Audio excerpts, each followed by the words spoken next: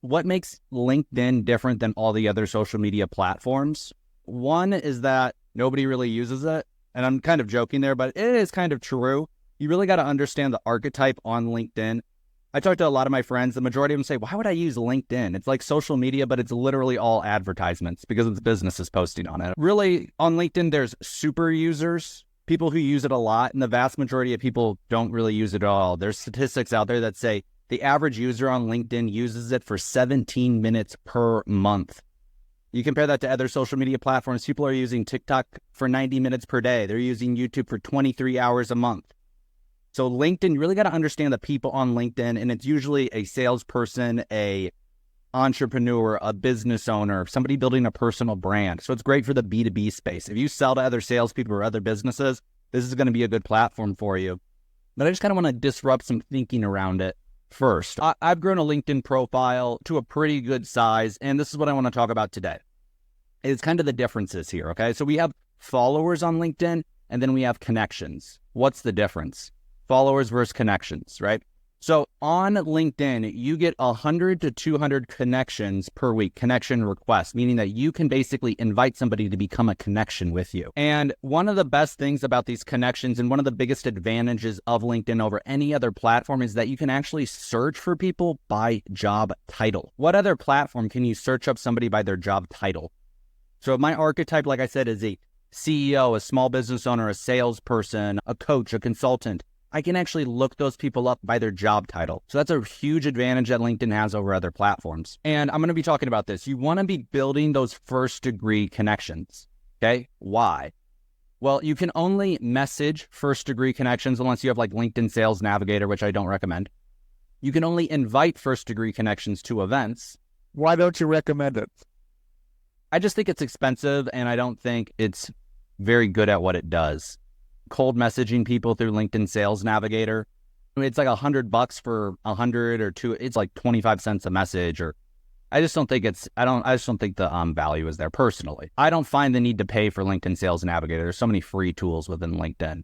And even this strategy I'm going to show you here is going to give you 100 to 200 qualified leads per week. So that's like plenty. And like I said, there's different types of connections. So on LinkedIn, we have first degree connections. Okay. So me and Mark Perrone, he's not here today, but me and Mark Perrone are first degree connections, meaning that I sent him a connection request. He accepted it. That's like the closest level of connection that you can get on LinkedIn. It's kind of like a friend on Facebook, but there's also people who are second degree connections.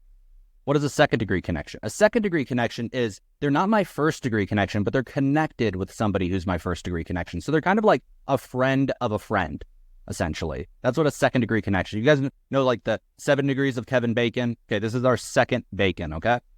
There's also third degree connections. What is a third degree connection on LinkedIn? A third degree connection is they're not my friend, they're not my friend's friend, and they might not even be my friend's friend. They might be completely outside of my network. And so this is if a visualization of how connections work on LinkedIn is here's your first degree connections, right? These people are connected with you. Outside of that are your second degree connections. So they're likely connected, or they are connected with one of your first degree connections. And then you have your third degree connections who, like I said, they're not my friend. They're not a friend of a friend. They might be a friend of a friend of a friend, or they could be completely outside of my network. They could just be floating over here in the ether, not even connected with anybody, right? And, this is just a visual representation of why you might not want to connect with second degree connections, okay? So let's say me and Mark and myself, right? Or Sharon, Mark, and myself, we all kind of help each other out, right? We all kind of recommend business to each other. If we all only add second degree connections, guess what's going to happen? They're all going to turn into first degree connections. And our network, it will expand a little bit, but there's other ways to expand actually a lot more, which is by adding third degree connections. So I call this flying planes in the same direction. You all end up in the same place, meeting all the same people. What I would recommend is actually adding third degree connections. Remember, these are people outside of our network. They're not friends of a friend. I call this flying planes in different directions. You all end up in different places, reaching different audiences. And on LinkedIn, there's only 2 ways to really grow your connections. Like I said, one is sending out those connection requests, and the second is posting content. Okay, so content versus notifications. Okay, and I recommend something called notification maxing. maximizing the number of notifications that you send out. Some general advice is you want to be maximizing the number of connection requests that you send out every single week. And like I said, you can send about 100, and this is just going to help your profile grow. Some people say, oh, you could post content. Posting content is fine, but it's a little bit harder than just sending out notifications. And I want to go over just a little bit of training here on like how I go about sending out connection requests and growing the profile. But before that, any questions on that before I move on? I'll take a little breath here. Any questions about that? Yeah, go ahead. I just have one question. I don't mean to have this sound like I'm debating, but is everything in your mind quantity versus quality? Quantity, like high numbers? Because when I really do know my people from all my years of where I've worked, and if we don't stay in contact, if someone is late to a meeting, I unconnect with people. And I feel like I'm always being told, no, it is quantity. You want these high numbers. I'm just looking for your opinion on that. Well, there's a balance, right? My general philosophy is yes, you should try to grow large on social media because you can always go niche and more specific later on. Everybody who has hundreds of millions or like millions and millions of followers isn't saying, you know what, I'm giving up this account.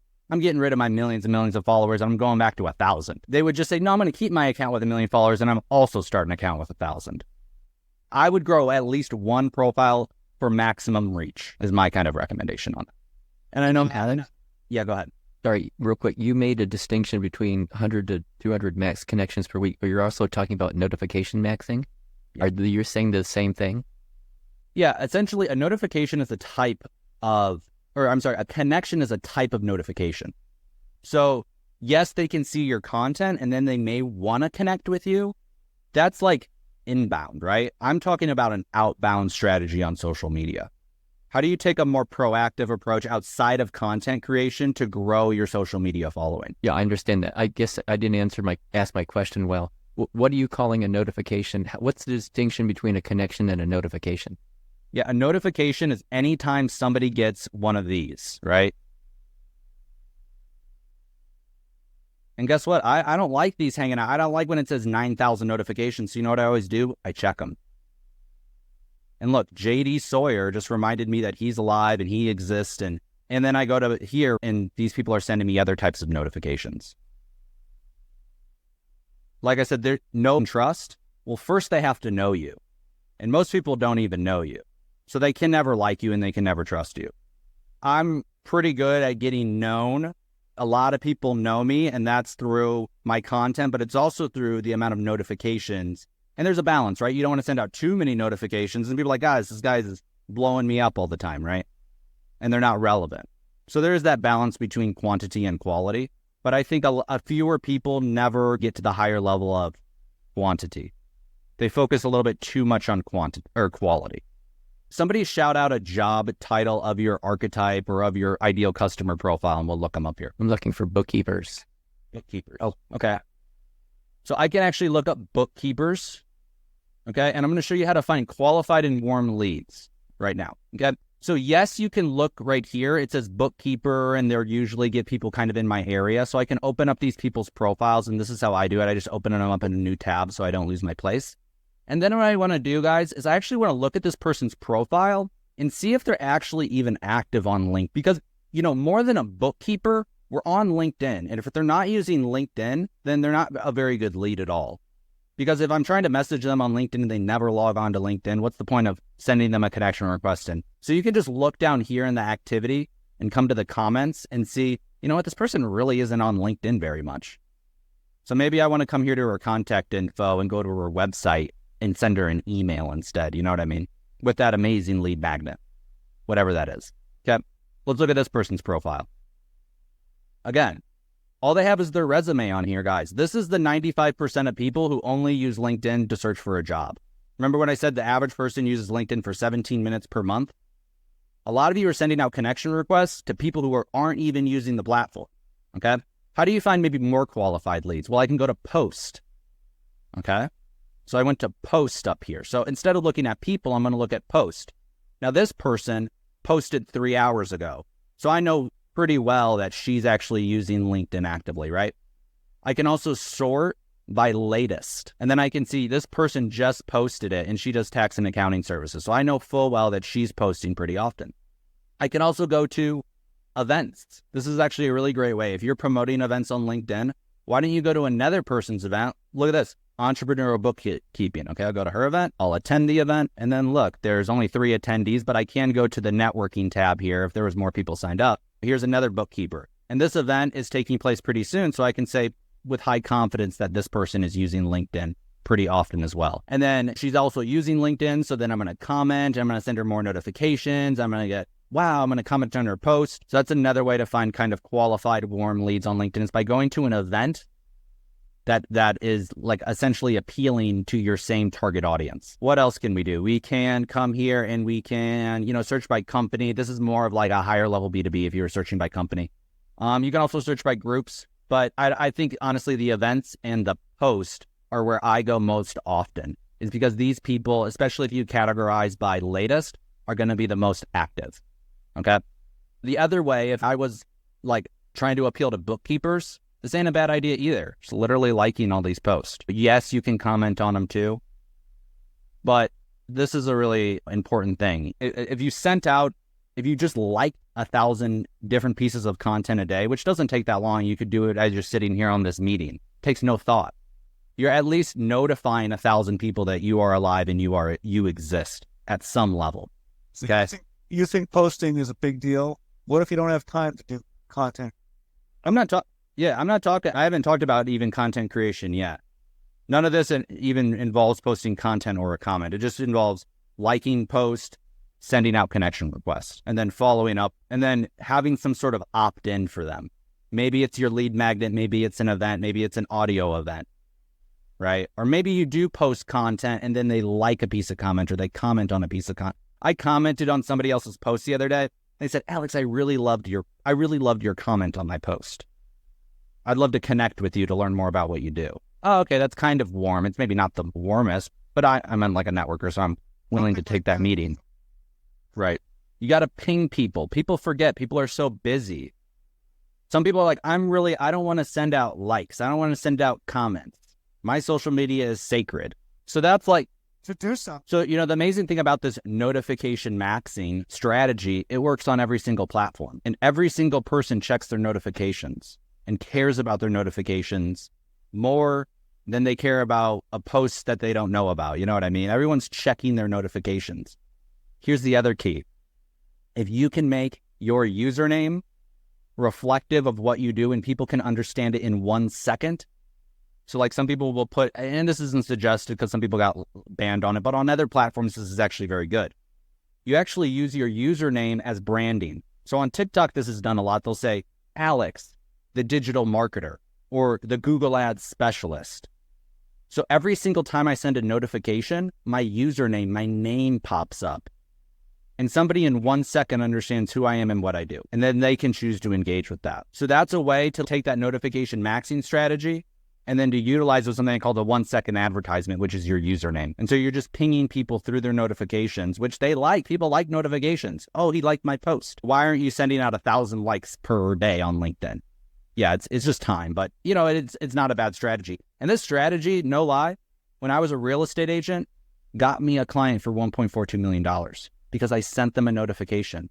And they just so happened to be looking for a real estate agent at that exact moment, essentially. So it really does work. And it just overcomes that first barrier of entry of nobody knows you. Okay. And then you got to develop the like, and then you got to develop the trust. A lot of people just aren't known. Right place, right time, which is old school. Yeah. And it happens. I mean, networking is kind of the same way, right? Sometimes it's just right place, right time. But you're increasing your chances of the right place by right time by maximizing the total number of notifications. Like I said, some people think, oh, I don't want to send out too many notifications. I don't want to like too many posts. It has no negative effect. It only has a positive effect. People are being pinged that, hey, this person exists again. Like I said, it works on every single platform, and I've utilized it on every platform.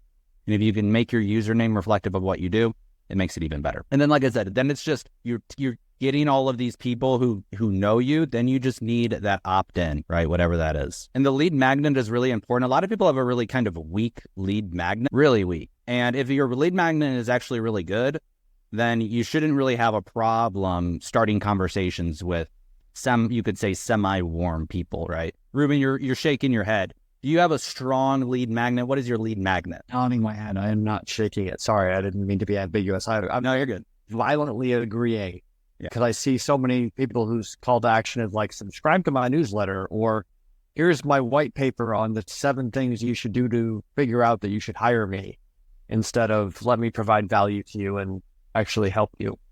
Right. And yeah, go ahead. I created lead magnets like recently, and they are how to choose the right tech team if you are, for example, non-technical founder. And so I have it on my website, and people need to come in order to download. They need to leave me an email. So what do you say? When I reach out directly to somebody, I send them like the PDF, or tell them to go to my website and to download it over there. I don't think that's super strong. People, I personally don't want, and that's just my preference. I don't want more things to read in my day.